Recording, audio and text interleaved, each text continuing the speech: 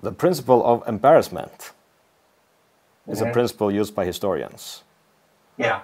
Could you elaborate on how it pertains to criticism and defense of the Gospels, and if it also is used in detective work?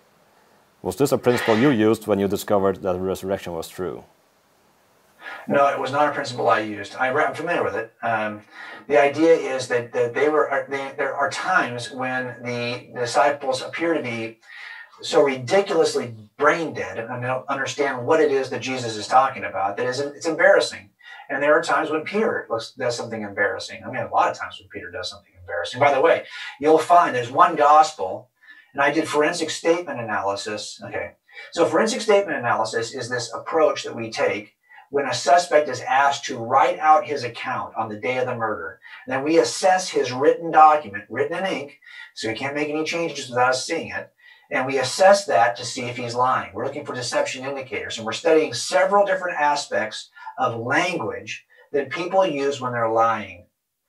Now, the idea of the principle of embarrassment is that if this was just a concocted story, that it would have less embarrassing details about the disciples. And the fact that they are included, it makes them sound more true. Because, why would you include that if you didn't have to, if it didn't really happen? It makes you look stupid. Just don't leave it out, just leave it out. Well, what I've discovered with bad guys, especially guys who are really good liars, is that they will include embarrassing details because they want this to sound like the truth. I'm just going to tell you, I've encountered, you meet all kinds of different people doing this work. And you meet people who maybe have never been questioned by a detective, but man, they're just good. I mean, they are really good liars. Now, you ask them questions that you already know the correct answer to. Now, I like to do that because I already know in front of a jury, okay, the correct answer is this. I can put it on the wall. Listen to what he says. And then he lies in such an imaginative way, including principles of embarrassment, that you're like going, okay, now, ladies and gentlemen of the jury, you know that's a lie because you know the truth and you heard what he said. So the next time he does something flowery like this, I want you to realize that's probably a lie too, because his lies sound really good. And I just demonstrated how good his lie sounds. Now, I've met guys like that. So I do think that there's an aspect of this in which you can say, yeah, the principle of embarrassment can take you a little way. It can take you just so far. But I personally, I'm such a skeptic.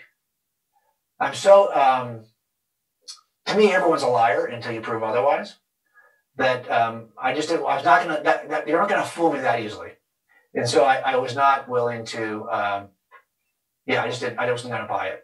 Not that easily. So that's why I'm aware of it. And I know a lot of people who use it, but they've also never investigated liars. They've never talked to liars. They've never had to make a case on the back of a 4-hour interview that's been recorded with a really good liar. And I have to do that all the time. And I just have learned a lot about what liars can do. So, I mean, a lot of times people will write these books, right, where we'll say, we're writing a book using a title that makes it sound like you're putting on evidence for Jesus like you would go to trial. But most of the people who write those books have never been in a trial. And so I just know that sometimes people will offer these kinds of things, and they're good.